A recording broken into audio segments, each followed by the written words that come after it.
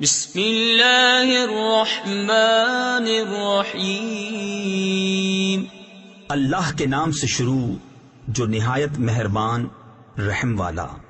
لإيلاف قریش إيلافهم رحلة الشتاء والصيف فليعبدوا رب هذا البيت الذي أطعمهم من جوع وآمنهم من خوف۔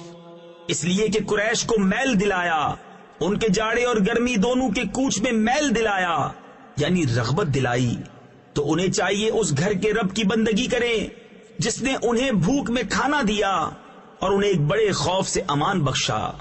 تفسیر خزائن العرفان میں ہے، یہاں بڑے خوف سے مراد یا تو قتل و غارت، قافلے لٹنا، یا مسافروں کا مارا جانا ہے، یا جزام کہ انہیں کبھی جزام نہ ہوگا، یا یہ مراد ہے کہ سید عالم محمد مصطفیٰ صلی اللہ تعالی علیہ وسلم کی برکت سے انہیں خوف عظیم سے امان عطا فرمائی۔